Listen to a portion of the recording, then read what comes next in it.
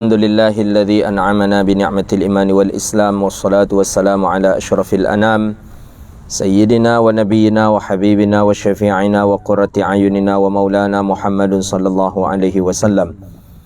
Subhanaka la ilma lana illa ma 'allamtana innaka antal alimul hakim. Rabbi yassir wa la tu'assir ya rabbi tammim bi khair.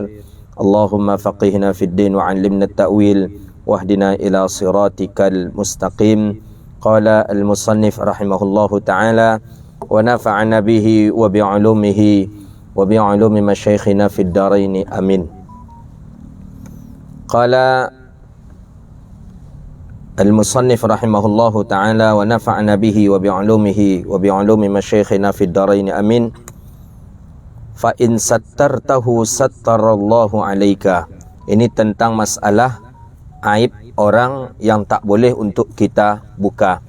Jadi boleh kita membuka aib itu ada pada 5 keadaan yang sudah kita bahas sebelumnya.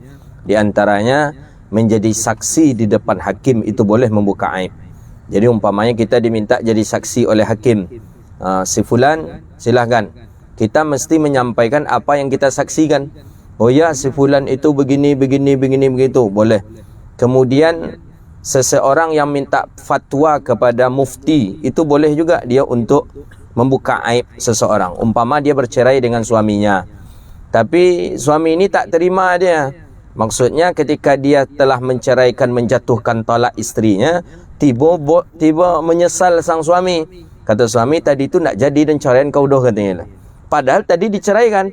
Sang istri menerima dan menyimak bahawa itu memang cerai. Akhirnya datanglah si istri kepada si mufti untuk minta fatwa. Jadi si istri boleh membuka aib suaminya. Jadi kata mufti, bagaimana kok bisa engkau diceraikan oleh suami engkau? Dibukalah aibnya. Ya, suami aku tu begini-begini. Ya, semuanya disampaikan. Suamiku marah, dan kalau marah itu tak tahu siapa lagi, dan suami itu begini. Ya, sampailah macam mana suami denganmu, engkau dinafkahi atau tidak? Saya jarang dinafkahi, kalaupun dinafkahi tapi dalam keadaan terpaksa. Pokoknya dibukalah semua aib suami oleh sang istri. Itu boleh di depan si mufti mengambil atau mencari hukum fatwa. Pokoknya 5 dia. Selain daripada itu tidak dibolehkan. Tapi oleh karena itu kita disuruh untuk menutup aib saudara kita. Siapa yang menutup aib saudaranya, maka Allah menutup aibnya. Jadi di sini Imam Ghazali mengatakan, menganjurkan kepada kita untuk menutup aib saudara kita, maka Allah pun menutup daripada aib kita.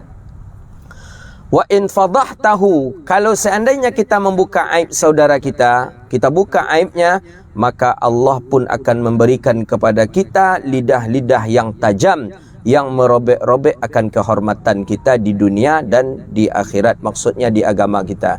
Jadi kalau kita membuka aib orang, orang pun akan membuka aib kita. Kalau kita membuka aib orang, orang pun akan datang lebih banyak lagi untuk menghina, mencaci maki daripada diri kita. Maka hati-hati, aib itu bagus kita simpan saja, jangan kita sampaikan kepada orang. Jadi kita tahu aib si fulan begini dia aibnya, jangan sampaikan, diam saja. Kadang si anu tu tahu dan tu kartu joker aja dah tu. Ada pula kawan kita ni seperti itu dia. Saya tahu kelemahannya itu, kelemahan dia tu ada di saya itu. Itu yang tidak dibolehkan dalam pandangan Islam. Ini Imam Ghazali luar biasa. Kita bermohon kepada Allah, mudah-mudahan berkat Imam Al-Ghazali Allah habiskan wabah ini. Allah jauhkan wabah corona ini daripada kita, keluarga kita, dan kaum muslimin di mana saja berada. Amin ya rabbal alamin. Maka kemudian kata Imam Al-Ghazali rahimahullahu ta'ala, kemudian engkau bukakan akan aib orang, orang pun akan membuka aib engkau, dan Allah pun akan membuka aib engkau di akhirat. Ala ru'usul khalaik, seluruh orang-orang akan memandang aib engkau. Jadi nanti di akhirat itu dibayangkan seperti ada layar tancap yang besar. Layar tancap tadi semua orang memandang ke layar tancap itu di akhirat besok. Nampaklah aib kita. Pernah buat mencilok, di situ nampak kita mencilok. Pernahkah kita melakukan naudzubillah zina, nampak. Pernahkah kita menggunjing orang, memfitnah orang, di situ nampak itu. Tak bisa kita menutupnya. Maka itulah berdoa kepada Allah. Sattir uyubana bisitrikal jamil, tutuplah aib kami dengan sebaik-baik tutupan ya arhamar rahimin. Wa in nazarta ila zahirika, dan apabila engkau memandang kepada zahir diri engkau, wa batina, dan kepada batin engkau, falam tatlu' fihima, dan engkau tidak sanggup melihat kepada keduanya. Karena aib kita banyak. Jadi aib di orang lain kita nampak, tapi aib di diri kita kita tak nampak. Padahal kalau seandainya dibukakan oleh Allah mata kita untuk memandang aib diri kita sendiri, kita tak bisa melihat aib yang dari luar, aib yang di dalam. Jadi di dalam ada aib diri kita, di luar ada aib. Di dalam mungkin busuk hati, mungkin iri hati, mungkin dengki, kan di dalam letaknya itu. Kita tak nampak. Di luar kita mungkin bisa nampak. Di luar mungkin ada kudis, ada panau, ada kuruk dan lain sebagainya. Kan aib itu. Tapi kan aib zahir, tidak sebandinglah dengan aib yang ada di dalam batin kita. Maka oleh karena itu jangan kita memandang aib orang saja, aib diri kita lebih banyak lagi. Jadi jangan kita disibukkan dengan aib orang lain dan lupa kita kepada aib diri kita. Kita semua punya aib. Maka kata para ulama sufi, kalau seandainya dibukakan seseorang itu aibnya, maka dia tidak akan pernah memiliki teman di dunia ini. Kawan awak nak ni jawab dah, kalau seandainya Allah bukakan aib. Jangankan teman, isteri kita pun tak akan mau tidur dengan kita. Kalau Allah bukakan aib, ini Allah tutup aib. Allah tutup. Aib tu Allah tutup. Isteri kita saja yang dekat dengan kita tak tahu aib kita.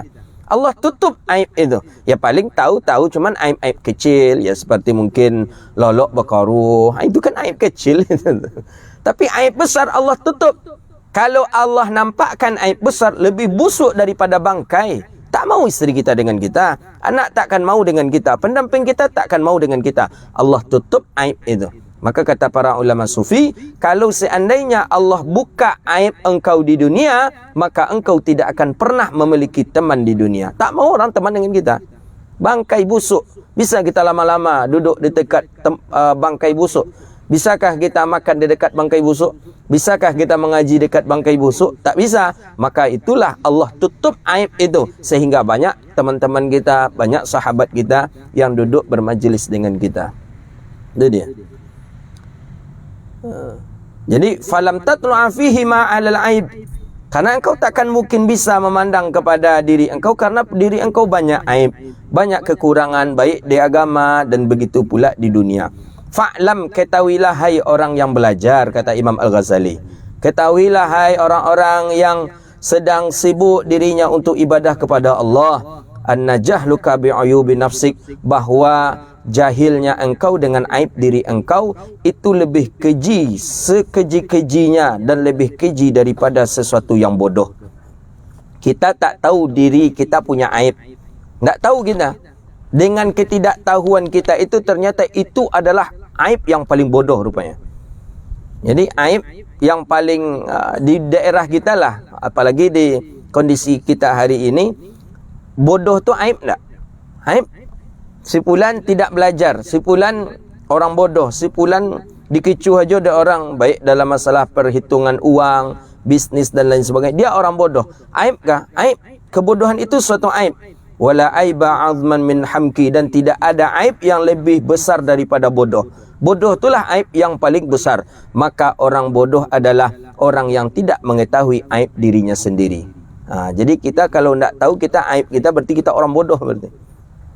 Maka itulah kata Imam Ibn Athaillah Al-Iskandari dalam hikam Imam Athaillah, sibukkanlah dirimu untuk mengenal aib dirimu dan berbaik sangkalah engkau kepada orang lain. Jadi kepada orang lain banyak baik sangka, kepada diri kita berbanyak buruk sangka. Gitu dia. Jadi kalau kepada diri kita tak apa-apa kita buruk sangka.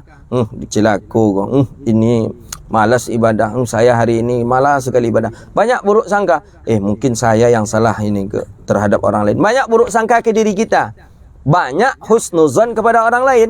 Itu ajaran daripada Imam Ibn Athaillah Iskandari. Jadi kita hidup di dunia ni banyak-banyak berburuk sangka ke diri kita. Jangan ke orang lain. Kalau ke orang lain tu perbanyak baik sangka, husnuzan kita kepada orang lain. Bisa tak? Agak borek ni. Awak bisanya buruk sangka ke diri orang, berbaik sangka ke awak. Lah macam itu dia elok ke paji tu, hanya buruk je kat dalam tu. Tu kena kita itu. Macam tu bisa menolong je ni kata dia kan. Ndak ada PT, dikasih PT. Ndak ada rokok, dibolehkan rokok. Ndaknya makan siang, diajak makan siang. Lelok dan kepaja tu, tapi buruk juga dan baru. Berarti belum bisa. Dia yang dimaksud oleh Imam Ghazali, di Imam Ibn Athaillah Skandari, berbaik sangka kepada orang, berburuk sangka kepada diri kita. Itulah makam yang tertinggi dalam berubudiyah kepada Allah. Wala aiba a'zam min hamki, dan tidak ada aib yang paling besar, yang paling hina daripada kebodohan. Memang bodoh itulah aib yang paling besar. Malu, orang bodoh malu tak kita kalau kita bodoh? Malu. Naudzubillah.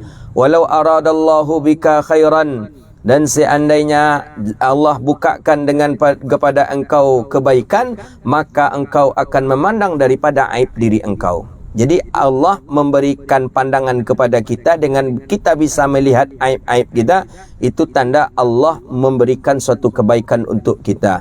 Tapi untuk apa? Untuk kita mengingat akan diri kita bahawa diri kita lebih hina dibandingkan orang lain. Itu dia. Jadi kita melihat diri kita ada kekurangan. Salat sering tinggal, zikir sering tinggal, maksiat sering kita lakukan. Aib diri kita dibukakan oleh Allah. Itu tanda bahawa kita diinginkan oleh Allah untuk menjadi orang yang baik. Fashkurillahi ta'ala alaih. Maka berterima kasihlah kepada Allah. Bersyukurlah kepada Allah. Allah sudah menampakkan keburukan diri kita sendiri. Jadi kita memandang diri kita buruk, itu tanda syukur nikmat kepada Allah. Itu dia. Tapi kalau kita memandang diri kita lebih baik daripada orang lain, berarti itu musibah. Bayangkan itu, beratnya nih. Memandang diri kita lebih baik daripada orang lain, itu musibah. Tapi memandang diri kita lebih buruk dibandingkan orang lain, itu syukur tuh, itu nikmat itu. Kita selama ini mana banyak dapat nikmat atau dapat dapat bala. Pokoknya memandang diri kita lebih hina dibandingkan orang lain, itu syukur. Tapi memandang diri kita lebih baik daripada orang lain, itu musibah. Kita mana yang lebih sering, musibah atau nikmat? Musibah. Kita lebih sering memandang diri kita lebih hebat dibandingkan orang lain, lebih bersih dibandingkan orang lain, lebih suci dibandingkan orang lain. Na'udzubillah. Jadi kata Imam Al-Ghazali, jika engkau benar, jika engkau bisa melihat daripada diri engkau, maka bersyukurlah engkau kepada Allah bahawa itu Allah inginkan kepada engkau dalam kebaikan. Wala tufsidu, dan jangan engkau rusak dengan mencaci maki manusia dan dengan mengadu domba daripada manusia. Tak boleh. Kita Allah beri lidah. Tadi kan dari lidah ni. Jangan kita menghibah, jangan kita menamimah, jangan mengupat orang, jangan mengadu domba orang. Fa inna dzalika min a'zamil uyub. Maka sesungguhnya itu adalah sebesar-besar aib. Jadi nak boleh kita mencerca orang, tak boleh menghardik orang, tak boleh. Jadi kata Imam Al-Ghazali, itu min a'zamil uyub. Besar itu, aib yang besar. Jadi nampak orang yang memiliki aib atau tidaknya. Dari mana? Dari tengok gaya dia. Kalau dia sering membentak-bentak orang, sering dia menghardik orang, berarti dia ni punya aib besar itu. Itu kata Imam Ghazali. Dia sering membuka aib orang, kemudian dia sering membentak-bentak orang, bahawa dirinya pun banyak aib. Kemudian yang keempat, jagalah lidahmu daripada berdebat dan berbantah-bantah. Maksudnya berhujah. Berdebat, berbantah, berhujah. Kenapa? Munakasyah begitu juga. Munakasyah ni saling berbantah dalil, dibuat dalil oleh orang, kita buat pula. Berdebatlah munakasyah. Pada berbicara, berkata-kata, jangan hindarkan itu. Fadzalika fihi iza lil mukhatab. Karena itu akan menyakiti pihak lawan. Jadi kalau awak berdebat dengan kawan, itu kadang kawan tersinggung dengan kita. Walaupun kadang dalil kita benar kadang. Tapi kawan tadi sudah terbiasa dengan mengamalkan itu, dia akan merasa tersinggung. Dia akan tersakiti. Kadang keluar bahasa kita, bongak malah lama mengaji itu je tentu dah baru kata kita. Kan tersinggung dia tu. Jadi dihindarkan. Memang dalam masalah ini Imam Ghazali menjelaskan sebisa mungkin hindarkan perdebatan. Sebisa mungkin. Tapi ada perdebatan yang mesti harus dianjurkan. Mana perdebatan dianjurkan? Perdebatan untuk menegakkan yang hak. Maka seperti yang dilakukan oleh gurunya Imam Hanafi ketika berdebat dengan Dahri. Di dalam kitab Fathul Majid disebutkan itu. Ketika berdebat dengan Dahri. Dahri ni seorang ulama besar. Banyak orang dibunuh Dahri. Seluruh orang ulama-ulama yang kalah, dia itu aturan berdebat dengan dahri. Setiap yang kalah dibunuh oleh dahri. Setiap yang kalah harus dibunuh. Itu aturan. Jadi kalau mau debat dengan dahri, nanti kalah dibunuh ya, kata dahri. Semua ulama kalah dibunuh, kalah dibunuh. Oh, hebat dulu. Jadi kalau berlakulah itulah banyak kan dibunuh Wahabi itu. Karena kalah terus dia. Ke Idrus Ramli santai aja menjawab dia. Santai ke Idrus Ramli itu luar biasa. Santai dia menjawab. Dalilnya pas dan susah untuk terbantahkan. Jadi di zaman dahri setiap berdebat kalah. Imam Abi Hanifah ni menemani gurunya. Gurunya yang akan berdebat dengan dahri. Imam Abi Hanifah kecil ketika itu. Masih membawa sendal gurunya. Jadi ketika gurunya masuk ke dalam ruangan itu, Abi Hanifah lah yang membawakan sendal gurunya. Jadi kata Abi Hanifah, guru izin daripada guru yang berdebat dengan dahri ini, biarlah saya saja yang berdebat. Nah, ini yang dibolehkan berdebat untuk menegakkan yang hak. Ini dia. Biarlah saya saja guru, kata Imam Abi Hanifah, kecil waktu itu. Kata guru, engkau kecil. Nanti engkau kalah, engkau akan dibunuh. Engkau akan disembelih saja oleh dahri. Memang itu dulu patokannya begitu saja. Dulu cara biarlah guru tidak apa-apa. Aku menang insya-Allah, yang hak itu akan menang, kata Abi Hanifah. Al-haqqu, apa dikatakan di dalam hadis itu, bahawa yang hak itu akan menang dan hak itu yang akan diikut. Biar aku ya guru, izinkan aku. Imam Abi Hanifah sambil membawa daripada sendal gurunya untuk berdebat dengan dahri. Di antara pertanyaan dahri, kata dahri, sepele, engkau kecil, takkan bisa engkau menjawab pertanyaanku, kata dahri. Kata Abi Hanifah, aku walaupun kecil, tapi isi kepalaku lebih besar daripada isi kepalamu. Dalam arti kata, dan kau lebih cerdik daripada wang le, katanya. Aku akan bisa menjawab seluruh pertanyaan-pertanyaan engkau dahri. Sampaikanlah apa pertanyaan engkau. Kata dahri, apa sebelum Allah dan apa setelah Allah? Dahri ini gawat dia pertanyaannya. Ya, maka kalau dalam masalah tauhid, dalam masalah akidah, jangan terlampau berlebihan. Ini Wahabi ini saya tengok dah terlampau berlebihan dia ini. Sampai mengatakan Allah duduk di ars, di kursi. Memang duduk di kursi, kata dia. Kan kurang ajar dia ini. Memang duduk di kursi itu dipandang memang seperti itu kursi. Kan bahaya dia. Jadi sama mereka dengan mengatakan, kalau ada orang yang tak meyakini Allah itu tak ada tempat, maka dia tidak akan bertuhan dia. Kan? Padahal jelas Allah itu ada, tapi tidak berhajat kepada tempat. Yang berhajat kepada tempat itu makhluk. Kalau Allah berhajat kepada tempat, mana yang lebih tua Allah daripada tempat? Kan kacau jadinya. Jadi dahri ini, apa sebelum Allah dan apa setelah Allah, kata si dahri. Ini dahri ini pertanyaannya dahsyat ini. Apa sebelum Allah, apa setelah Allah? Jawabannya pun dari si dahri ini pakai akal, jawabannya pun pakai akal. Kata Imam Abi Hanifah, irfa' yadak. Angkat tangan engkau. Diangkat oleh si dahri tangannya. Kata Imam Abi Hanifah, apa sebelum jari jempolmu dan apa setelah jari kelingkingmu? Sebelum jempol apa? Tak ada. Loh, kok antum ragu pula? Takut antum dengan dahri. Belum ada dahri, takut. Sebelum jari jempol apa? Tak ada. Setelah jari kelingking? Juga tak ada. Begitulah keadaannya Allah. Tidak ada sebelumnya Allah, tidak ada setelahnya Allah. Begitu. Pertanyaan yang kedua. Akhirnya dahri kalah. Kata dahri yang kedua, di manakah Allah? Di manakah Allah? Di manakah Allah, kata si dahri ketika itu. Jadi ketika itu pas ada minuman, ada syai, ada teh di hadapan si dahri. Ya kayak gini lah, ni apa ini? Susu kurma.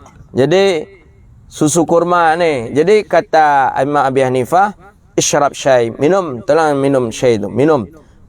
Jadi kata Imam Hanafi, coba engkau sampaikan kepada saya di mana letak manisnya. Coba di mana letak manisnya? Seperti apa manisnya? Coba sampaikan. Seperti apa? Ceritakan. Di mana letaknya? Pisahkan. Bisa tak dia memisahkan manis itu dengan teh tadi itu? Bisa tak dia misah? Seperti itu pula lah keadaan Allah. Jadi tidak ada berujuk kepada tempat sedikit pun. Itu baru rasa, diumpamakan kepada rasa. Belum lagi pertanyaannya, apa kerja Allah? Pokoknya ada 4 pertanyaan ketika itu. Keempat-empatnya Imam Abi Hanifah selesai menjawabnya. Maka Imam Abi Hanifah itu disebut dengan Imamul A'zam. Imamul A'zam karena di sisi usia memang beliau lebih tua dibandingkan Imam Maliki. Imamul A'zam karena Imam Abi Hanifah banyak membuat orang-orang sekuler ketika itu bertaubat. Cerdas sekuler dulu pada sekuler kini. Sekuler kini itu terlampau bongak. Lebih parah dulu lagi cerdasnya. Tengok Imam Dahri. Akal memang dia mainkan. Teman-teman liberal sekarang ini bukan apa lagi. Ini masih baru sarok-sarok kuaci lah gitu. Dulu lebih parah lagi sekuler-sekuler dulu. Liberal dulu bisa tobat oleh Imam Al-Ghazali. Bisa tobat oleh Imam Abi Hanifah bin Nu'man. Maka Imam Ghazali walaupun beliau orang sufi yang katanya lemah dalam bidang hadis, tapi berapa banyak orang-orang sekuler yang dibuat taubat. Orang-orang liberal taubat di bawah tangannya Imam Al-Ghazali rahimahullahu ta'ala. Itu dia. Jadi kata Imam Al-Ghazali, berdebat sebisa mungkin dihindarkan. Kenapa? Karena akan merusak dan menyakiti kepada lawan kita tadi. Lawan maksudnya kepada orang yang mukhatab kita tadi. Maka jauhi. Wa tajhilul lahu, dan kita akan menganggap orang lebih bodoh daripada kita. Kalau sudah berdebat orang tu bodoh aja dengan kita. Kemudian kita akan keluar bahasa cacian dan hinaan. Kita meremehkan orang. Itu ya. Kalau berdebat jangan kita apa pula lagi merasa diri kita lebih rendah daripada orang. Tak, pasti kita akan menyombongkan diri sedikit dan menganggap orang lemah. Nah, itu yang tidak dibolehkan. Akhirnya sombong. Wa fi sana'u ala nafsi, banyak memuji diri kita sendiri. Dan kau lama dan kau lihat Timur Tengah hebat dan kau memuji diri lebih banyak. Wa tazkiyah, kemudian membersihkan diri, kemudian lebih mengatakan diri kita lebih cerdas dibandingkan orang. Itu yang tak boleh. Maka oleh karena itu, disitulah bahawa hendaklah seseorang untuk menjauhi daripada jidal atau berdebat. Dah jam berapa? Masih ada waktu. Dia PPKM sampai berapa? Jam berapa baru mulai start deh? 10 masih bisa lah. InsyaAllah. Jadi fa innaka la tumari safi. Maka oleh karena itu Imam Ghazali mengingatkan, jangan engkau berdebat dengan si safih. Safih ni orang bodoh. Jangan berdebat dengan orang bodoh. Maka kata beliau, berdebat dengan orang yang bodoh tidak akan berjumpa oleh engkau akan suatu kebaikan kecuali engkau akan merasa sakit. Maka tengok dulu kawan berdebat waktu tadi, seukuran tak dengan kita. Tapi kalau tidak ada, kalau dua hadis yang dia hafal kullu bid'atin dhalalah itu ke itu aja, nyancak je berdebat di bagian tu lagi. Makanya sebelum berdebat tanya dulu, Ustaz ada berapa hadis yang hafal Ustaz? Tanyakan dulu. Karena nanti takutnya ketika berdebat tak diamalkan oleh Nabi. Kullu bid'atin dhalalah wa kullu dhalalatin finnar. Habis itu je diulang dia balik. Itu diulang balik. Berarti berdebat dengan orang bodoh kita. Tapi kalau dia agak menguasai 100 atau 200 hadis, itu okey-okey saja ya. Tapi kalau sedikit-sedikit tak diamalkan oleh Rasulullah, sebagaimana Nabi mengatakan kullu bid'atin dhalalah wa kullu dhalalatin finnar. Tiba kasus cek lain. Itu je hadis yang dibaca. Itu je baca ini. Maka kata kawan kami, itu passwordnya tu katanya. Itu passwordnya. Jadi kalau nampak dia ceramah, itu mukaddimahnya. Berarti itu ustaz itu tu. Jadi ketika saya khutbah, itu pula saya baca dalam khutbah saya, dikira pula oleh dia saya ni bagian dari dia. Jadi kata dia, mantap ni khatibnya, mantap ni. Rupa di pas pertengahan khatib, wah boy kena bantai. Jadi ada mereka yang, ini mantap nih kata dia. Ini sama dengan kita ni khatib ni. Ini salaf ni. Dia kan salaf ni. Salaf ubek kata gatal. Salaf. Salaf ubek kata gatal. Ini kita ni, ini ustaz ni khatibnya salaf. Salaf ni. Rupanya pas di pertengahan khutbah pakai Sayyidina. Rupa, tak jadi ni kata dia. Jadi ada yang komentar ke saya, Ustaz, itu kan mukaddimah yang sering dibaca oleh Wahabi. Fa inna asdaqal hadithi kitabullah wa khairul hadin sayyidina Muhammad. Kenapa itu Ustaz baca Ustaz? Itu kan punya mereka. Enggak, itu punyanya Rasulullah, punyanya Nabi Muhammad. Itu kan biasanya mereka yang baca. Justru mereka biasa membaca, kita baca pula. Biar mereka duduk enak, santai mereka mendengarkan khutbah, walaupun di pertengahan khutbah kena bantai. Jadi khusyuk mereka awalnya. Mantap. Tengoklah antum. Muqaddimah. Fa inna asdaqal hadisi kitabullah wa khairul hadiyun sayyidina Muhammadun sallallahu alaihi wasallam wa syarrul umuri muhdatsatuha wa kullu muhdatsatin bid'ah wa kullu bid'atin dhalalah wa kullu dhalalatin finnar. Kan hadis mereka itu tu.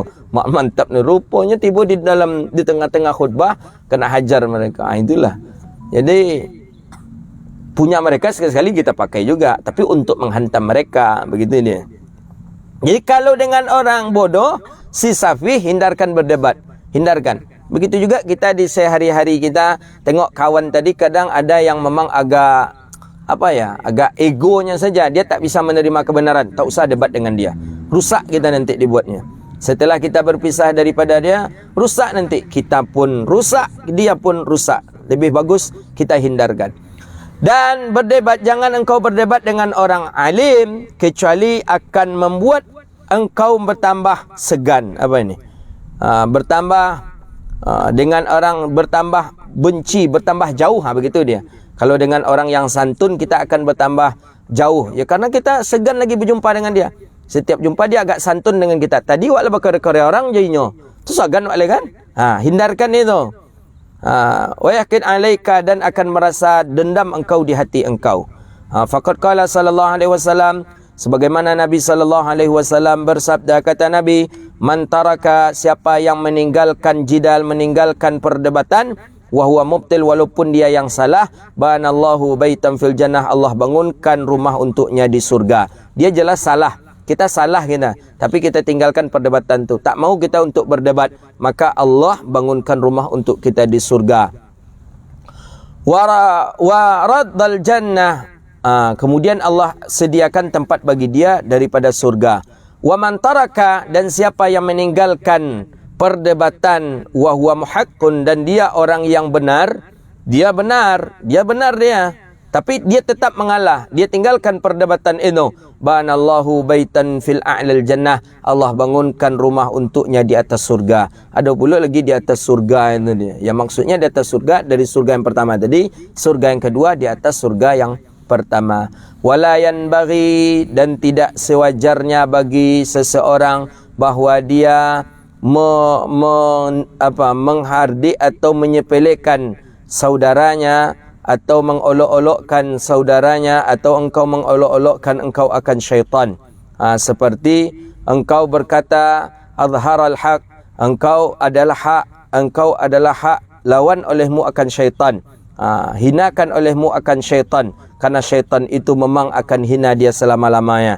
Jadi ketika kita kepada kawan, hancak engkau lawan nyonya syaitan tu, kata kita ke kawan tu, tak elok itu tu. Dan kata kita kepada teman kita, ini tu syaitan tu, hajar aja lah, taruh itu, nak apa tu dah, katanya. Syaitan tu harus kita basmi, kata dia. Maka itu tidak dibolehkan. Fala takun taqhataka li syaitan, dan jangan engkau sampai menjadi bahan tertawa daripada syaitan, karena engkau telah mengikuti daripada hawa nafsumu bitariqin nasihatil khafiyah la bitariqil mumarah. Jadi kita ni hendaklah sesama kita saling menasihati dalam ketaatan kepada Allah, tidak untuk saling caci mencaci di antara kita. Hadza wabillahi at-taufik. Jadi kesimpulan kajian kita dianjurkan untuk menjaga lidah daripada menghina orang, daripada membuka aib orang, daripada berdebat, daripada menghina orang, dan kita hendaklah saling menasihati agar terjaga daripada lidah kita. Wallahu a'lam bissawab. Ada pertanyaan? Silakan. Masalah kurban, silakan. Masalah apa?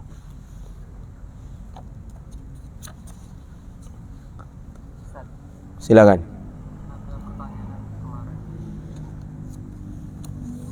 Apa hukumnya kalau ketika khotib sedang khutbah orang menselonjorkan kaki? Ada banyak jamaah seperti itu. Jadi ketika khutbah Jumat itu, seseorang hendaknya dia duduk dalam keadaan duduk dalam beradab. Duduk dalam beradab disebutkan di dalam beberapa hadis. Duduk yang beradab tu diantaranya duduk iftirash, kemudian duduk tawarruk, kemudian duduk tarabbu', duduk berselo. Itu termasuk duduk-duduk yang beradab. Jadi duduk iftirash, tawarruk, berselo itu termasuk duduk-duduk yang beradab. apalagi ketika hari Jumat itu dimakruhkan. Duduk yang sebenarnya boleh tapi dimakruhkan ketika Jumat. Mana duduknya? Duduk rabuah. Rabuah tu duduk yang memeluk kaki. Memeluk kaki dengan kaki. Ini Nabi biasa dia duduk seperti ini. Tapi ketika Jumat ini dimakruhkan duduk seperti ini. Dimakruhkan duduk seperti ini, duduk yang dibolehkan. Apalagi duduk yang selancar atau duduk menunjun kaki lah gitu. Kaki kita hadapkan ke depan. Dalam mazhabnya Imam Maliki, duduk seperti itu, apabila duduk itu dihadapkan ke arah kiblat, arah Ka'bah, maka hukumnya bisa menjadi haram kalau ada niatnya dan dia mengetahui kalau Ka'bah di depan dia. Di depannya ada Ka'bah atau dia pun di Pekanbaru tapi memang disengaja menghadap arah ke kiblat, padahal bisa dia hadapkan kakinya ke sana. Dia hadapkan juga kaki ke sana. Ulama ada yang mengatakan hukumnya haram. Jadi bagaimana dengan salat Jumat, dengan ibadah Jumat ketika khutbah? Ketika khutbah, maka seseorang melakukan perkara yang makruh. Kalau melakukan perkara yang makruh, hilanglah bagian daripada amal daripada Jumat kita. Jadi duduk begini saja, itu dimakruhkan. Padahal boleh sebenarnya ini. Tapi karena Jumat, dimakruhkan duduk seperti ini. Apalagi dengan menselonjorkan kaki. Begitu dia. Ke orang tua tak boleh menselonjorkan kaki. Ke mushaf Al-Quran tak boleh. Ada mushaf depan kita selonjorkan tak boleh. Ke hadapan orang soleh tak boleh, ke kuburan Nabi tak boleh, ke kiblat atau Kaabah tidak dibolehkan. Begitu dia. Baik, ada pertanyaan lain? Silakan. Snacknya dah diturunkan? Di atas, macam mana orang ambil ke atas nanti? Snacknya dia. Cukup tak? Ada berapa ni? Ada 60 orang? Ada kayaknya ini. Lebih. 80. Kalau ada tu lah, yun. Silakan. Ustaz, bagaimana tentang berdebat atau ini di dalam keluarga, Ustaz? Biasa kan kadang-kadang suami itu juga ada ketidakcocokan atau mungkin kadang-kadang orang tua anak gitu terkait misalnya masalah-masalah yang umum lah zaman sekarang, misalnya kayak pendapat terhadap corona lah atau apa, kan kadang-kadang suka ada perdebatan di dalam keluarga itu. Bagaimana seperti itu, Ustaz? Jadi sebenarnya kalau perdebatan yang seperti sifatnya kita kakak beradik, sebenarnya itu hal yang lumrah saja.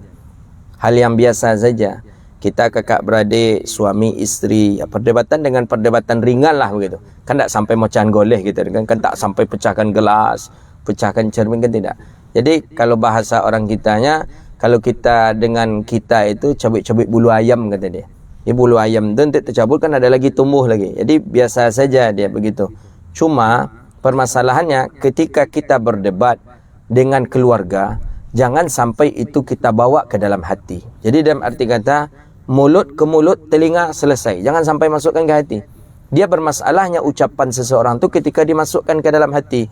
Itu yang tak dibolehkan. Kita dengan kakak kita dengan adik kita, biasa saja. Ketika kita berdebat, selesai masalah, dah tinggalkan. Habis, besok jumpa, siapa lagi ni? Ya, kita suami isteri kan begitu juga. Sebagaimana Sayyidah Aisyah berdebat dengan Rasulullah SAW. Biasa saja. Sampai Abu Bakar yang nak menyelesaikan ketika itu. Jadi hal yang lumrah gitu. Cuman masalahnya, jangan sampai masuk ke dalam hati. Masuk ke dalam hati, itulah yang membuat kita, kata Imam Ghazali tadi, dendam. Itu yang membuat kita tadi benci, dan itulah yang membuat kita untuk segan lagi untuk menyapa dia. Ya, sama dengan kita kadang segan kita karena sudah terlampau jauh berdebat. Segan kita untuk nak berjumpa dengan dia. Maka berdebat dalam keadaan sederhana saja dan jangan terlampau atau terlalu berlebihan. Begitu dia. Ada yang lain? Silakan. Yang kemarin dibahas untuk taubat dari gibah, kita pernah pasti melakukan gibah. Nah, taubatnya gimana, Ustaz? Apa memang harus ke orang yang pernah kita gibahi kita minta maaf langsung atau cukup ke... Jadi memang taubat ghibah ini memang harus kita minta maaf kepada orang yang pernah kita sebutkan aibnya. Memang di dalam beberapa syarahan hadis kita lihat, karena kita berhubungan kepada harga diri orang. Harga diri orang, kemudian menjelekkan orang, membuka aib orang. Memang harus kita datangi. Maaf ya, saya kemarin itu sempat mengucapkan atau sempat menyebutkan antum, kata kita. Ya tidak apa-apa, itu gentleman kita. Atau kita sampaikan saja, mohon maaf atas kesalahan-kesalahan saya yang selama ini. Tidak apa-apa. Saya dalam bulan inilah sering didatangi orang untuk minta maaf. Saya tak tahu, malas pula saya bertanya. Tapi yang saya dengar sepelintir bahwa orang ini pernah membuka aib saya. Ada yang datang ke saya minta maaf, ada yang peluk saya. Pokoknya dalam bulan-bulan ni lah banyak.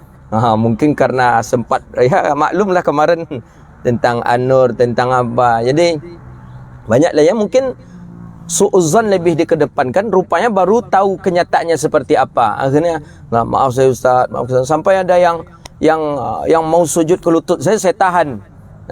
Saya tahan kemarin 3 minggu yang lalu. Enggak. Maaf saya Ustaz, banyak salah saya Ustaz. Iyalah, enggak apa-apa kata saya. Ya sambil saya bujuk pula, saya sering tengok bapak, cuman saya segan pula menyapa bapak kata gitu. Jadi dia pun segan, ya akhirnya duduk sekarang di majlis kita, alhamdulillah. Jadi memang kalau kita membuka aib orang, cara yang paling ampuh itu memang mendatangi dia dan mengatakan mohon maaf atas segala kesalahan dan khilaf selama ini. Begitu dia. Makanya lebih elok tak usah. Karena sama dengan memakan bangkai katanya kan. Fakarih tumuh, dalam ayat itu disebutkan itu. Memakan bangkai saudara kita. Padahal kita benci dengan itu, tapi kita makan juga. Begitulah dia. Jadi jangan sampai membuka aib orang, jangan sampai menghina orang, sampai mempergunjingkan orang, jangan. Itu lebih bahaya itu. Wallahu alam. Silakan. Menjelang snack datang. Tapi takutnya kopi teh itu sejuk pula. Oh tidak, pakai apa dia? Masih panas nih insya-Allah. Silakan. Misalnya di suatu lembaga pendidikan ada 1 atau 2 orang yang punya pemahaman, pemikiran Wahabi lah misalnya. Jadi kita memperingatkan kawan-kawan yang lain agar tidak terpengaruh dengan pemahaman dia, begitu kan. Lalu kita sampaikan juga pemahaman dia dan juga kelompok yang diikuti. Ya. Maka ini dikatakan dengan ghibah juga. Mantap antum itu. Antum baru dengan kawan-kawan saya pakai mic saya sampaikan. Saya dalam live streaming saya sampaikan Wahabi itu sesat kan saya. Ghibah kan itu? Enggak, ghibah. Memang nyata dia sesat. Ayah mak Nabi dia tuduh masuk neraka. Sesat. Mengatakan Allah pakai tangan, tapi tangan Allah tidak tangan seperti tangan kita. Kan bongak namanya. Namanya tangan ada furu', ada juzuk. Namanya tangan walaupun tidak seperti tangan kita nih. Menyebutkan pakai tangan saja itu sudah bermasalah. Jadi antum baru menyampaikan keburukan Wahabi kepada beberapa orang. Saya insya Allah sudah kepada ribuan orang. Ghibah kah itu? Tidak. Kalaupun itu dianggap ghibah, berarti itu salah satu ghibah yang dibolehkan.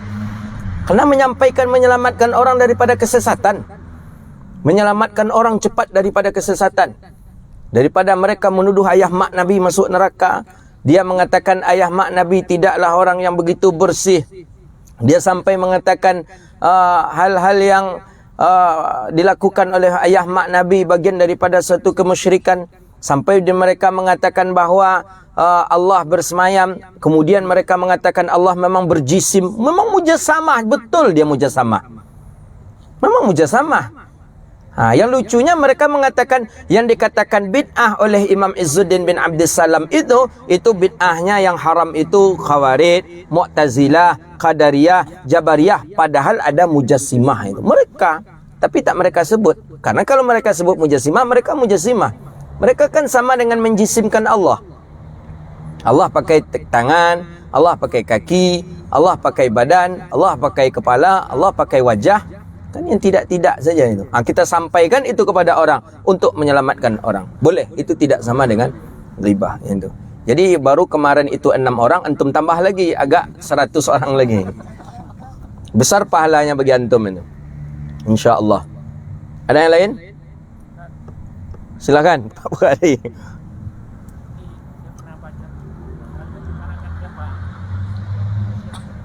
Quraisy Shihab.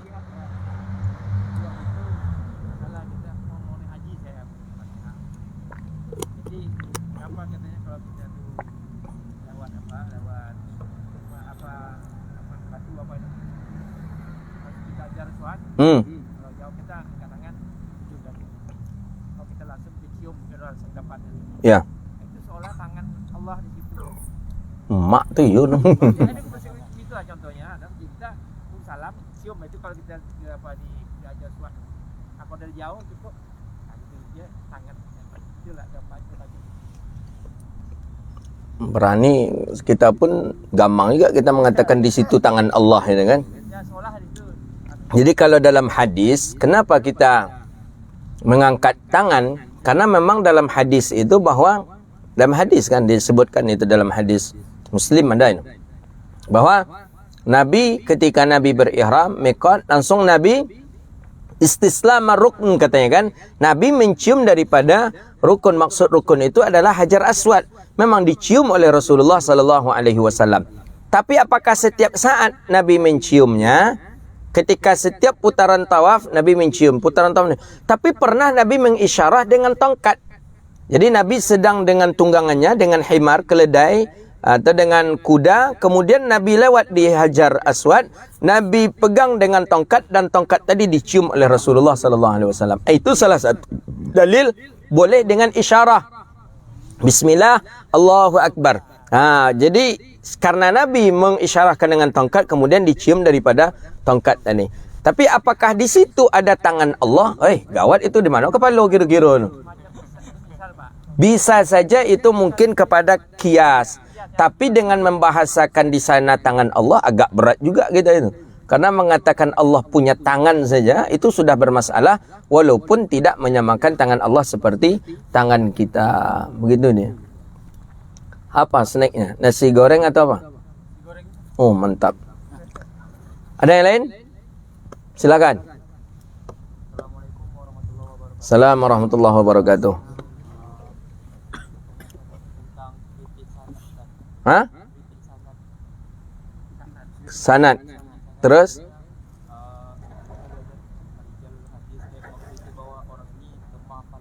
Ya, itu boleh.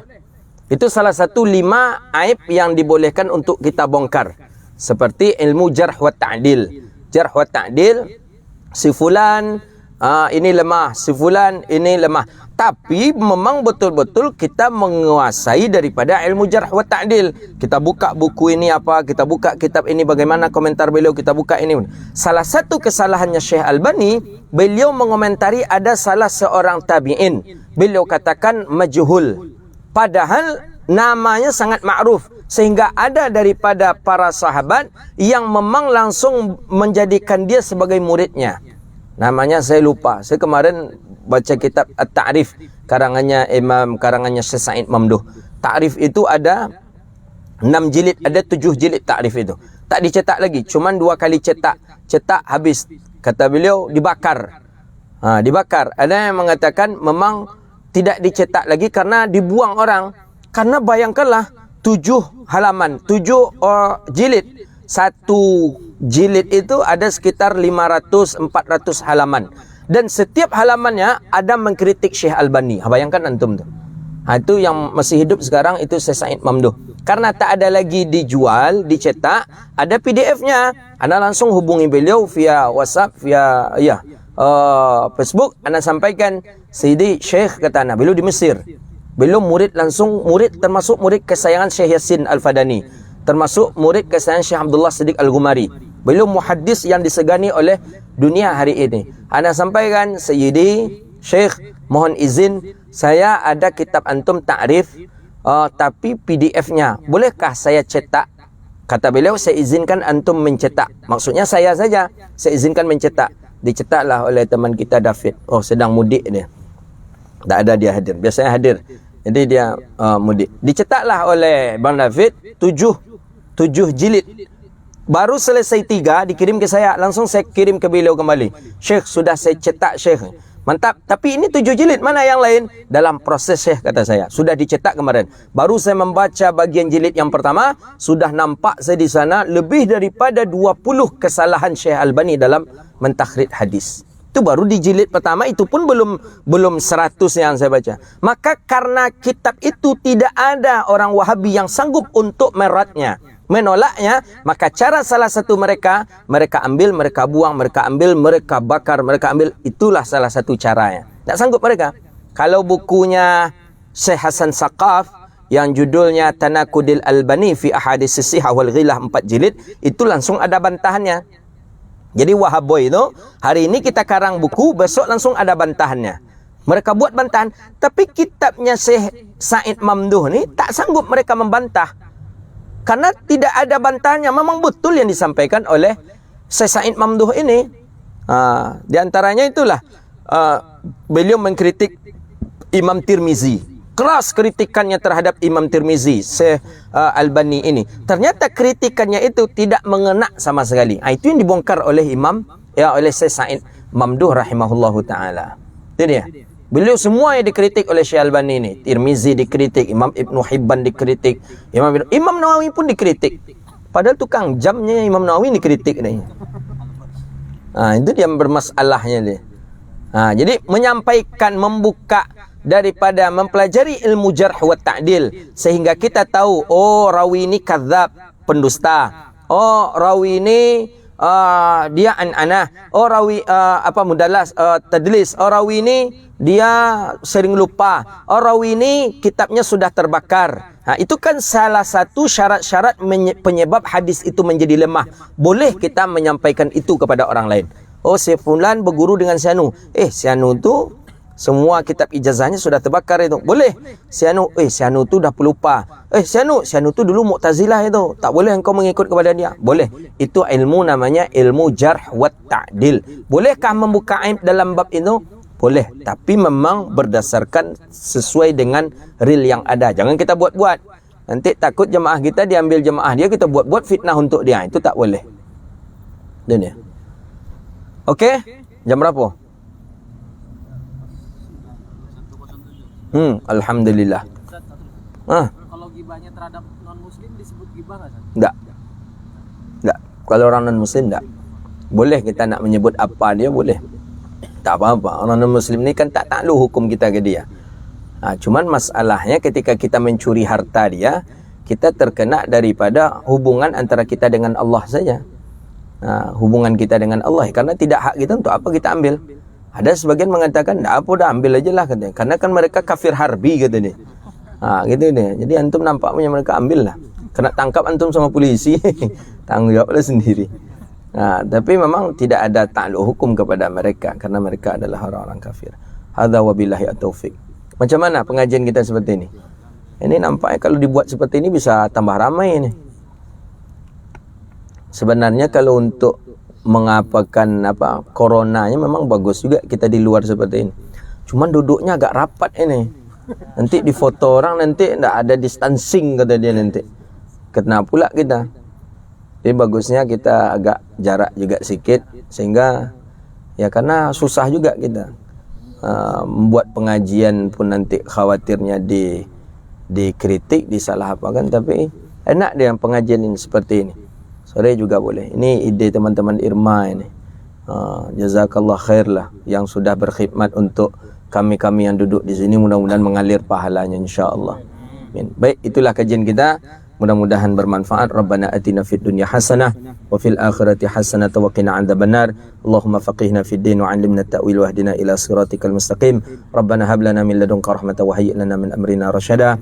Rabbana atina fid dunya hasanah wa fil akhirati hasanah wa qina adzabannar. Wa sallallahu ala nabiyyina Muhammadin wa ala alihi wa sahbihi ajma'in walhamdulillahi rabbil alamin. Sallallahu rabbuna ala nuril mubin Ahmad al-Mustafa مرسلين صلى الله ربنا على نور المبين أحمد المصطفى سيد المرسلين صلى الله ربنا على نور المبين أحمد المصطفى سيد المرسلين وعلى آله وصحبه أجمعين وعلى آله وصحبه أجمعين Walhamdulillahirabbil alamin. Silahkan makan snacknya, yang nak makan di sini silahkan, nak bawa pulang juga silahkan.